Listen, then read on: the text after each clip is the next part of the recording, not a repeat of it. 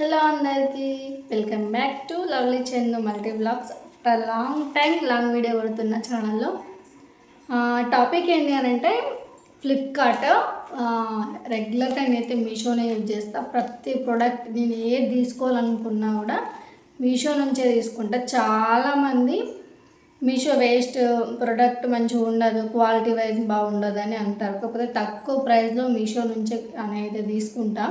కానీ first time ఎందుకేమో Flipkart నుంచి తీసుకోవాలనుకొని ఒకటే ప్రోడక్ట్ని క్వాంటిటీ 2లో పెట్టి బుక్ చేసిన.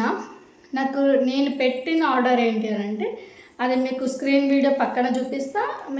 నేను పెట్టిన వీడియో కూడా మీకు మళ్ళీ లైవ్లో చూపిస్తా. నాకు వచ్చిన ప్రోడక్ట్ అయితే ఇది మీకు చూపిస్తా చూడండి. ఒక బండ ఇచ్చి పంపిండు. మేము పెట్టింది అయితే యాక్చువల్గా చిన్న రోలు కిచెన్లోకి ఉండాలి అని తీసుకున్నాం. మా అక్క నేనైతే కావాలని తీసుకున్నాం, ఆర్డర్ పెట్టుకున్నాం. డైలీ పోయిన సండే పెట్టిన, మొన్నటి సండే వచ్చింది. మేము పెట్టినాక రెగ్యులర్గా చూసినాం ఆర్డర్ ఎక్కడి దాకా వచ్చింది అనేది. చూపించిన ప్రతిసారి నాకు నేను పెట్టిన ఆర్డరే చూపించింది, కానీ రిసీవ్ చేసుకున్న ఆర్డర్ అయితే ఇది. డెలివరీ బాయ్ వచ్చిన తర్వాత నేను తీసుకోను అనుకున్నా, పోతే ఆయన మాత్రం లొకేషన్ వచ్చిందాక తీసుకోవాలి, మీకు రిటర్న్ ఆప్షన్ ఉంటుంది కదా, రిటర్న్ అయితే పెట్టుకోండి అని చెప్పారు.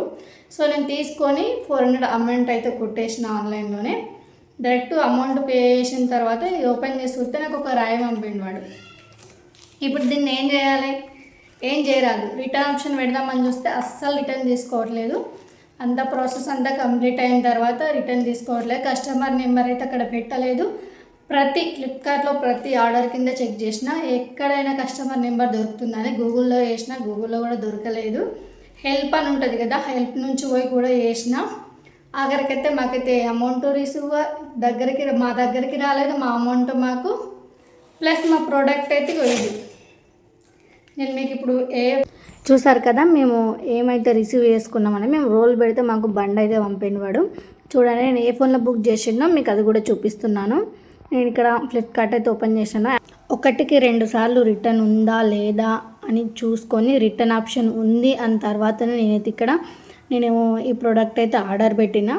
1 కాదు 2 క్వాంటిటీ 2 పెట్టినాం.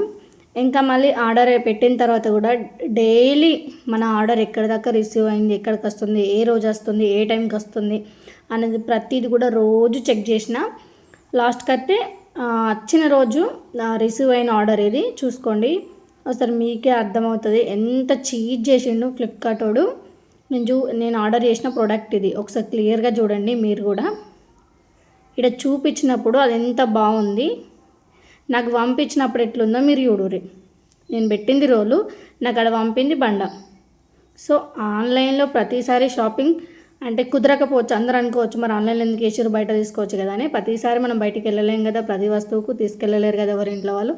సో అందుకోసమే ఫ్లిప్కార్ట్ని అయితే ఎవ్వరు నమ్మకండి. Please share this video. Thank you for watching.